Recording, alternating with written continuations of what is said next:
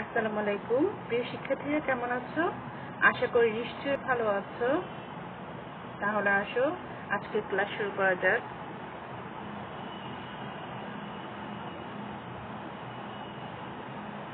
সকলকে ফুলের শুভেচ্ছা।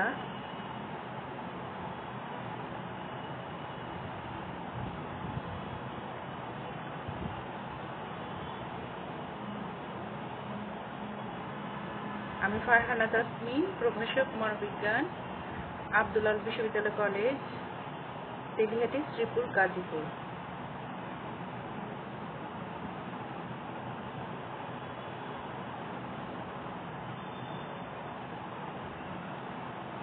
পাঠ পরিচিতি, দ্বাদশ শ্রেণী, মনোবিজ্ঞান প্রথম পত্র, অধ্যায় সপ্তম, বয়সন্ধিকাল ও মানসিক স্বাস্থ্য।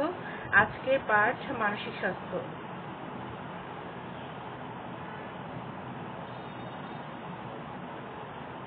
ছবিগুলো দেখে কি বুঝতে পারছো? দেখো তো ছবিগুলো দেখে কি বুঝতে পারছো?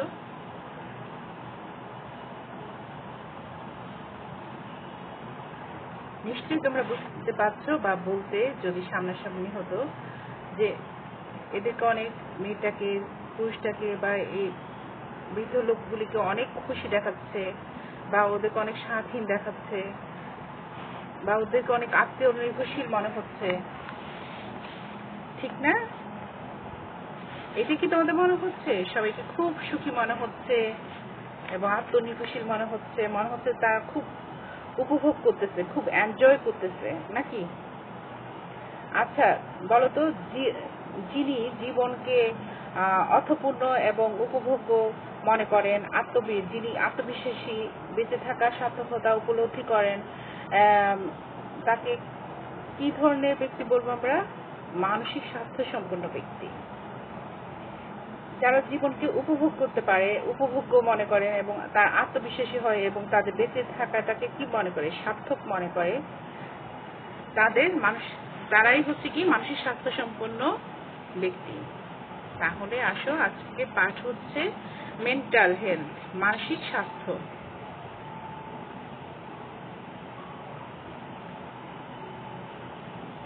শিখন কল।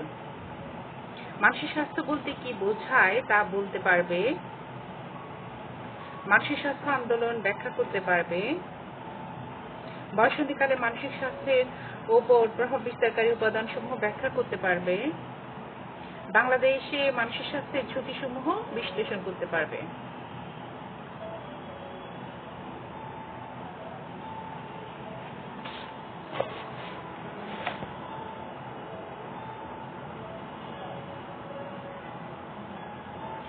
দেখো, মানসিক স্বাস্থ্য সমাজ ও জগতের মানুষের সাথে সফলভাবে পারস্পরিক ক্রিয়ায় অভিযোজন এবং সুখী সমৃদ্ধশালী অবস্থায় হলো মানসিক স্বাস্থ্য।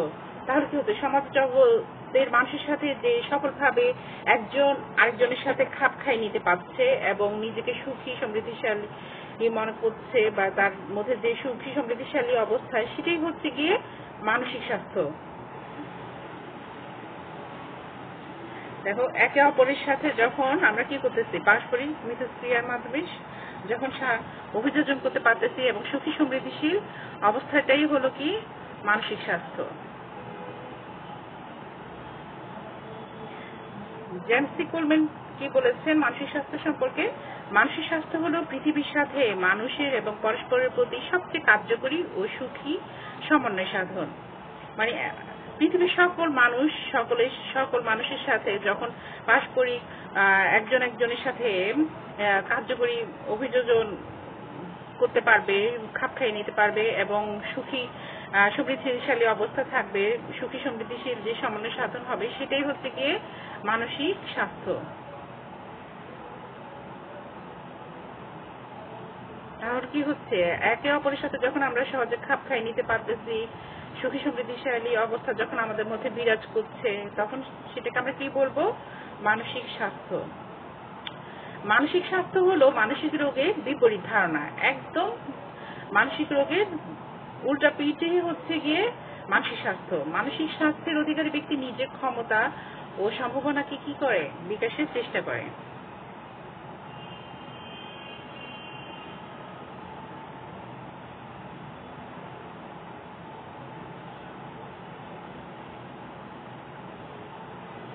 মানসিক স্বাস্থ্য আন্দোলন, মেন্টাল হেলথ মুভমেন্ট। মানসিক স্বাস্থ্য পূর্ণাঙ্গ শাস্ত্ররূপে গড়ে উঠেছে অতি সাম্প্রতিক কালে। বিংশ শতাব্দীতে মানসিক স্বাস্থ্যের বিজ্ঞানের শুরু। মানসিক স্বাস্থ্য বিজ্ঞানের প্রধান কাজ হচ্ছে মানসিক অসুস্থতার প্রতিষেধক ব্যবস্থার উদ্ভাবন করা এবং যাতে মানসিক ব্যাধির কার্যকরী চিকিৎসা করা হয় তার আয়োজন করা। আচ্ছা দেখো, যে আমরা যখন কারো হাত কেটে যায় বা পা কেটে যায় বা কেউ অসুস্থতা ফিল করে, জ্বর হয়, মাথা ব্যথা হয়, তখন আমরা কি করি? দৌড়ে ডাক্তারের কাছে চলে যাই। কিন্তু কেউ যদি হতাশাগ্রস্ত হয় বা তার ভালো লাগছে না, কারোর সাথে মিশতে ভালো লাগছে না, খাবার খেতে ভালো লাগছে না, সে হতাশাগ্রস্ত হয়ে পড়ে, অবসাদগ্রস্ত হয়ে পড়ে, তখন কিন্তু আমরা চিকিৎসকের কাছে যাই না। এই মানসিক স্বাস্থ্য আন্দোলনের প্রথম কাজই হচ্ছে যাতে মানসিক ব্যাধি কার্যকরী চিকিৎসা হয় তার আয়োজন করা। মানসিক স্বাস্থ্য আন্দোলনের প্রথম কাজ কি? যাতে মানসিক ব্যাধি কার্যকরী চিকিৎসা হয় তার আয়োজন করা। অস্বাভাবিক মনোবিজ্ঞানের উন্নয়ন এবং সামাজিক বিকাশের সাথে মানসিক স্বাস্থ্য সংরক্ষণ সংক্রান্ত একটি সামাজিক আন্দোলন গড়ে উঠেছে, যেটাকে বলে কি মানসিক স্বাস্থ্য আন্দোলন।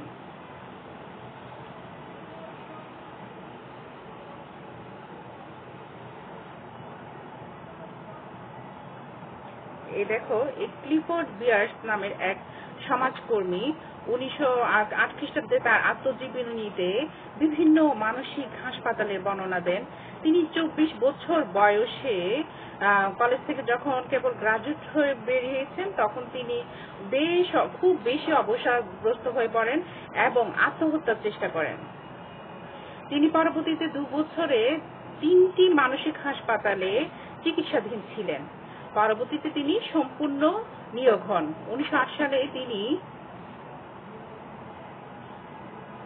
দেখো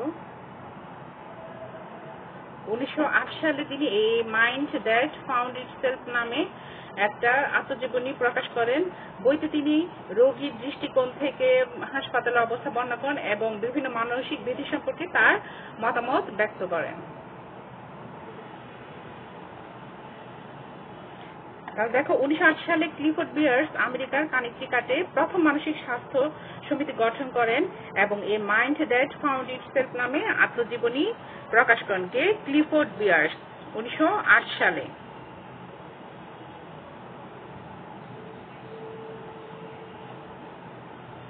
তিনি 1909 সালে আমেরিকার জাতীয় মানসিক স্বাস্থ্য সমিতি নামক একটি কল্যাণধর্মী প্রতিষ্ঠান স্থাপন করেন। এই ক্লিফোর্ড বিয়ার্স মানসিক স্বাস্থ্য আন্দোলনের প্রবর্তক। ক্লিফোর্ড বিয়ার্সের মানসিক স্বাস্থ্য আন্দোলনের 3টি প্রধান উদ্দেশ্য ছিল। মানসিক স্বাস্থ্য আন্দোলনের কয়টি উদ্দেশ্য ছিল? 3টি।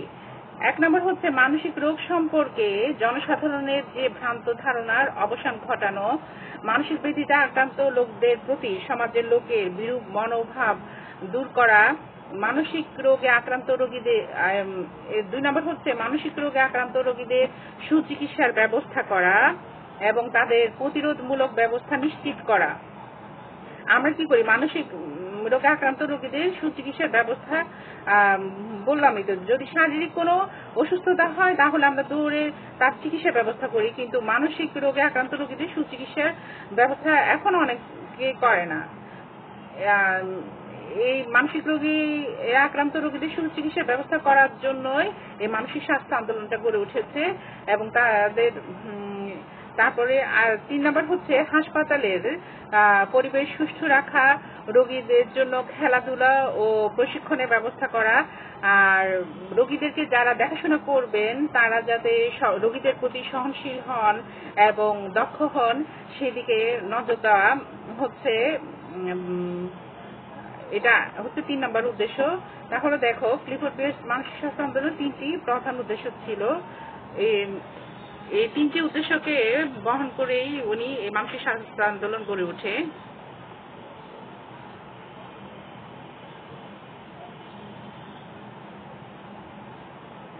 বাংলাদেশে জাতীয় মানসিক স্বাস্থ্য ইনস্টিটিউট ও হাসপাতাল একটি সরকারি হাসপাতাল। হাসপাতালটি 2001 সালে প্রতিষ্ঠিত হয়। একটাই হাসপাতাল, সরকারি হাসপাতাল।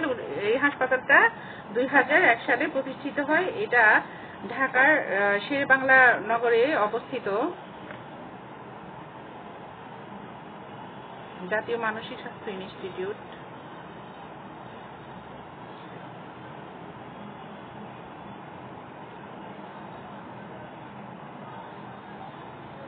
বর্তমানে 10 অক্টোবর বিশ্ব মানসিক স্বাস্থ্য দিবস হিসেবে পালিত হয়। World mental health day 10 October.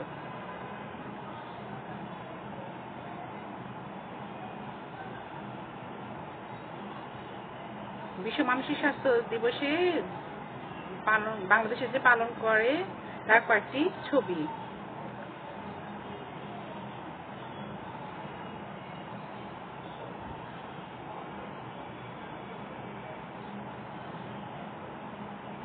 মানসিক স্বাস্থ্য আন্দোলনে 3টি আন্তর্জাতিক সংস্থা নেতৃত্ব দিয়েছে। এই মানসিক স্বাস্থ্য আন্দোলনে নেতৃত্ব দানকারী আন্তর্জাতিক সংস্থাগুলোর 1 নম্বর হচ্ছে UNESCO, united nations educational, scientific and cultural organisation, WFMH, world federation for mental health, world health organisation হু। এই 3টি আন্তর্জাতিক সংস্থা মানসিক আন্দোলনে নেতৃত্ব দিয়েছে।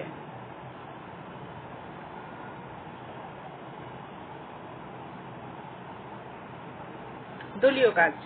মানসিক স্বাস্থ্য কাকে বলে? আমেরিকায় মানসিক স্বাস্থ্য সমিতি কখন গঠিত হয় এবং কে গঠন করেন? মানসিক স্বাস্থ্য দিবস কখন পালিত হয়?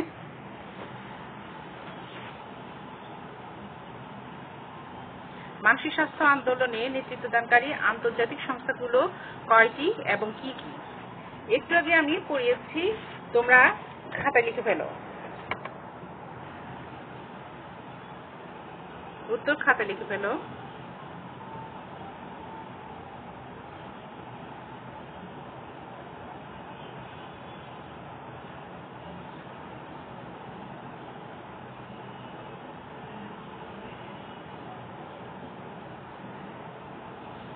বয়ঃসন্ধিকালে মানসিক স্বাস্থ্যের উপর পরিবেশের প্রভাব। মানসিক স্বাস্থ্যের উপরে পরিবেশের প্রভাব কি কি প্রভাব বিস্তার করে দেখো। 1 নাম্বার হচ্ছে গিয়ে পারিবারিক পরিবেশ। একটি সুখী পরিবার কি করে? একটি সুখী পরিবার শিশুর সুষ্ঠু আচরণ বিকাশে কার্যকর ভূমিকা পালন করে। সুস্থ পারিবারিক পরিবেশ শিশুর মধ্যে কি করে? ইতিবাচক মনোভাব প্রকাশ পায়। আর যেমন কিরকম? তার মধ্যে সাহায্য সহযোগিতার মনোভাব গড়ে ওঠে, সামাজিক দায়িত্ব বাড়ে, স্বাবলম্বী হয়, অন্যের সাথে মেলামেশা করতে পারে। মানসিক স্বাস্থ্য হচ্ছে কি? একে অপরের সাথে অভিযোজন করার এবং সুখী সমৃদ্ধিশীল অবস্থাতেই তো হচ্ছে মানসিক স্বাস্থ্য। যে পরিবার সুস্থ স্বাভাবিক, সেই পরিবারে এই সন্তানের কি হবে? ইতিবাচক মনোভাব গড়ে উঠবে এবং সেই বাচ্চা কি হবে? সেই সন্তান সাহায্য ও সহযোগিতার মনোভাব গড়ে উঠবে তার মধ্যে সামাজিক দায়িত্ব বাড়বে, স্বাবলম্বী হবে এবং সে সহজে অন্যের সাথে মেলামেশা করতে পারবে। সন্তানের প্রতি মা বাবা যদি কি করে? সবসময় বিরক্ত হন, প্রায় বিরক্ত হন বা দৈহিক শাস্তি বা মানসিক শাস্তি দেন আর সন্তানের মন মানসিকতা বোঝার চেষ্টা না করেন, তবে মা বাবা এবং পরিবারের সাথে সন্তানের দূরত্ব বাড়ে এবং তার মধ্যে কি হয়? নেতিবাচক মনোভাব সৃষ্টি হয়। এটা হচ্ছে পারিবারিক পরিবেশের প্রভাব। 2 নম্বর হচ্ছে গিয়ে অর্থনৈতিক পরিবেশের প্রভাব। বয়ঃসন্ধিতে ছেলেমেয়েরা কি করে? অর্থের কথা চিন্তা করে, জীবিকা নির্বাহ কিভাবে তারা জীবিকা নির্বাহ করবে সেটা নিয়ে ভাবতে শিখে, কোন পেশায় সফলতা আসবে তা নিয়ে চিন্তা করে। এই সময় ছেলেমেয়েরা তাদের বন্ধুদের মতো পোশাক, বাইসাইকেল, মোবাইল ফোন ইত্যাদি পেতে চায়। তারপর আরো আর্থিক সমস্যার কারণে যদি তার চাহিদা পূরণ না হয়, তবে সে বিভিন্ন অসামাজিক কর্মকাণ্ডে বা অপরাধে জড়িয়ে পড়ে। আবার প্রয়োজনের অতিরিক্ত অর্থ পেলেও কিশোররা কি হয়? বেপরোয়া হয়ে ওঠে এবং অসামাজিক কাজে অংশ নেয়। এটা হচ্ছে অর্থনৈতিক পরিবেশের প্রভাব। 3 নম্বর হচ্ছে সামাজিক প্রভাব। সামাজিক প্রভাব কি? বয়ঃসন্ধিতে ছেলেমেয়েরা কি করে? সঙ্গী সাথীদের আচরণ অনুকরণ করে। সমবয়সী বন্ধুরা কি করে? সামাজিকরণে গুরুত্বপূর্ণ ভূমিকা পালন করে। স্কুলে যাবার পরে তারা বন্ধুদের সাথে মিলে কি করে, দল গঠন করে এবং দলীয় নীতির প্রতি তারা আনুগত্য প্রকাশ করে, যা পরবর্তীতে বৃহৎ সমাজে অভিযোজন করতে তাদের সহায়তা করে, সমাজের মানুষের স্নেহ ভালোবাসা ও অন্যদের সাথে পারস্পরিক ক্রিয়া তাদের মধ্যে সুখের সঞ্চার করে। এই সময় ছেলেরা মেয়েদের প্রতি এবং মেয়েরা ছেলেদের প্রতি আকর্ষণ অনুভব করে। এটা হচ্ছে সামাজিক প্রভাব। রাজনৈতিক প্রভাব। রাজনৈতিক প্রভাব কি? বয়ঃসন্ধিতে ছেলেমেয়েরা স্বাধীনভাবে কাজ করতে আগ্রহী হয়। এই সময় তারা কি করে, অন্যায়ের প্রতিবাদ করে এবং ন্যায় নীতির প্রতি শ্রদ্ধাশীল হয়। তারা রাজনীতিতে অংশ নেয়, রাজনৈতিক দলের অনুসারী হয়ে তারা বিভিন্ন দল গঠন করে। পরিবারের রাজনৈতিক মতাদর্শ মানসিক স্বাস্থ্যের বিকাশকে প্রভাবিত করে। রাজনৈতিক মূল্যবোধ যদি সুস্থ হয় তাহলে মানসিক স্বাস্থ্যে তার ইতিবাচক প্রভাব পড়ে, আর রাজনৈতিক মূল্যবোধ যদি উন্নত না হয় তাহলে মানসিক স্বাস্থ্যের উপর তার নেতিবাচক প্রভাব পড়ে। এইটা হচ্ছে 4 নম্বর হচ্ছে কি রাজনৈতিক প্রভাব। অনেক সময় মা বাবা কিন্তু ছেলেমেয়েরা রাজনীতিতে অংশগ্রহণ করুক এটা পছন্দ করেন না। 5 নম্বর হচ্ছে সাংস্কৃতিক প্রভাব। মা বাবা ছেলে মেয়ে রাজনীতিতে অংশগ্রহণ করুক এটা পছন্দ না করলেও মা বাবা চান ছেলে মেয়েরা সাংস্কৃতিক মনা হোক। মা বাবা এবং পরিবেশ যদি সহনশীল হয় তবে ছেলে মেয়েরা এই বয়সে সাংস্কৃতিক কর্মে জড়িয়ে পড়ে। অনেক সময় মা বাবা সাংস্কৃতিক কর্মী না হলেও তারা ছেলে মেয়েদের সাংস্কৃতিক চর্চা দেখে তাদের এই ধরনের শিক্ষা দেন। এগুলি হচ্ছে গিয়ে বসন্তকালে মানসিক স্বাস্থ্যের উপর পরিবেশের প্রভাব।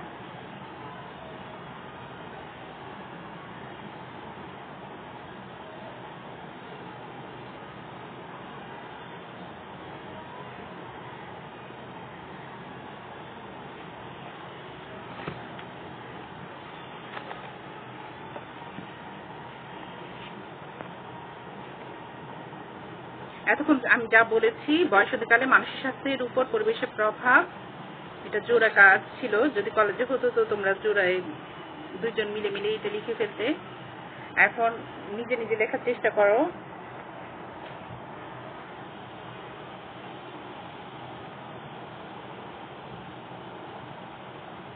মানসিক স্বাস্থ্যের ঝুঁকিসমূহ। মানসিক স্বাস্থ্যের ঝুঁকিসমূহ 1 নম্বরে, যেমন মানসিক স্বাস্থ্যের মধ্যে যেভাবে প্রভাব ফেলে পরিবার, মানসিক স্বাস্থ্যের ঝুঁকিসমূহ 1 নম্বর কারণ হচ্ছে পরিবার। দেখো, দ্বন্দ্ব কলহে অশান্তিময় পরিবার হচ্ছে গিয়ে মানসিক স্বাস্থ্যের জন্য ঝুঁকি।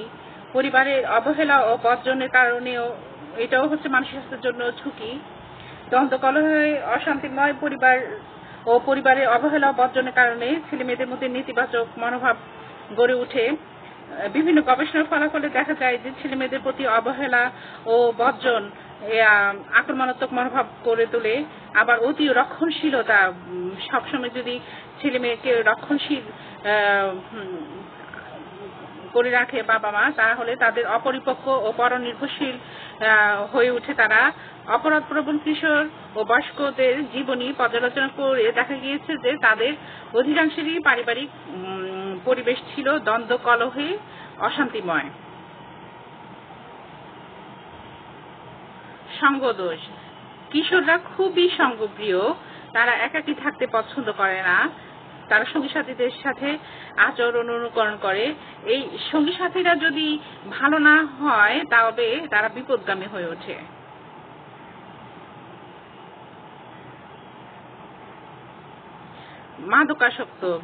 মাদকাসক্তি। কিশোররা মাদকের প্রভাবে শারীরিক ও মানসিক উভয় ধরনের ক্ষতির সম্মুখীন হচ্ছে। ওরা কি করছে, এই প্রভাবে একসময় তারা হতাশ হয়ে পড়ে এবং বিভিন্ন ধরনের নেতিবাচক কর্মকাণ্ডে অংশ নেয় মাদকাসক্তের কারণে।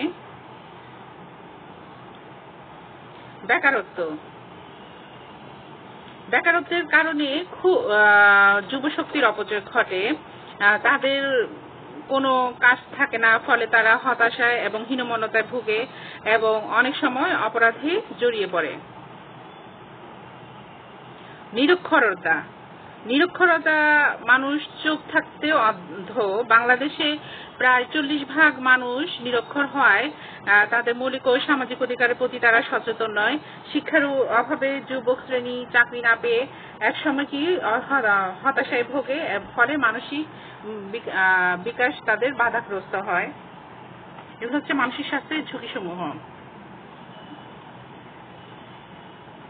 দ্বন্দ্ব, কলহ, অশান্তিময় পরিবার ও পরিবার অবহেলা, বর্জন, সঙ্গদোষ, মাদকাসক্ত, বেকারত্ব, নিরক্ষরতা এগুলি বাংলাদেশে মানসিক স্বাস্থ্যের ঝুঁকিসমূহ।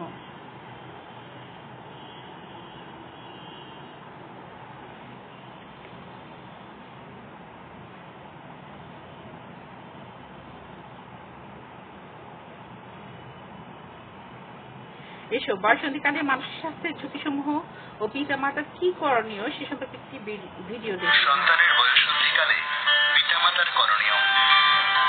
বাবা মায়ের অতিরিক্ত স্নেহ বা শাসনে বিপদগামী হতে পারে টিনেজার বয়সী ছেলেমেয়েরা। সাধারণত 12 থেকে 15 বছর বয়সে প্রতিটি শিশু তার বয়সন্ধিকাল অতিক্রম করে। এ সময় স্বাধীনচেতা হয়ে উঠতে চায় কৈশোর মন। এই বয়সে লেখাপড়ায় অমনোযোগিতা, অবাধ্যতা, জেদ, মানসিক অবসাদ, ইন্টারনেটের নেশা, ধূমপান, মাদক কিংবা যৌনতায় জড়িয়ে পড়া সন্তানের এমন ব্যবহারে উদ্বিগ্ন হন বাবা মায়েরা।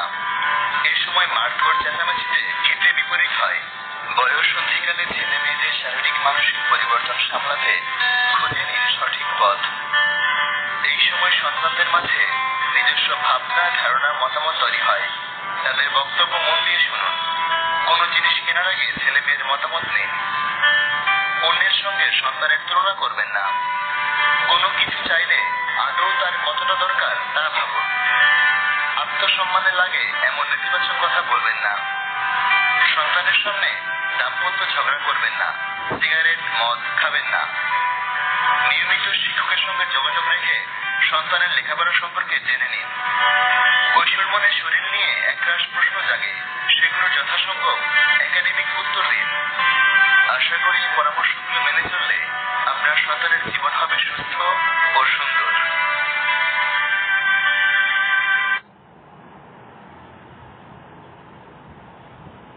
সন্তানের বয়স মূল্যায়ন। মানসিক স্বাস্থ্য কাকে বলে?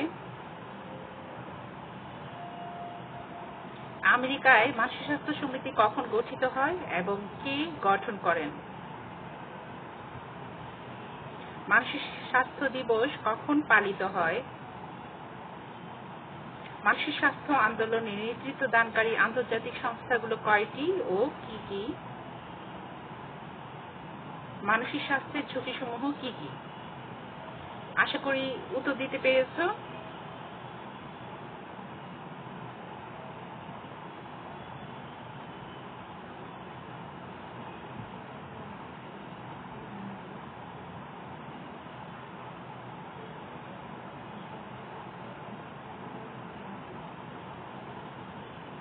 বাড়ির কাজ।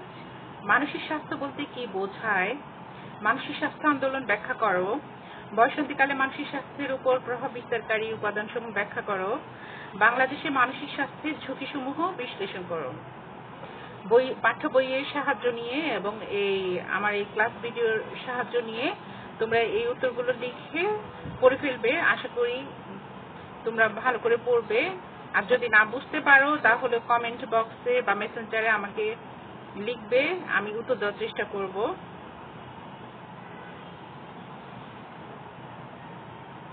সবাইকে অসংখ্য অসংখ্য ধন্যবাদ জানিয়ে আজকের ক্লাস এখানে শেষ করছি। সবাই ভালো থাকবে, সুস্থ থাকবে। আল্লাহ হাফেজ।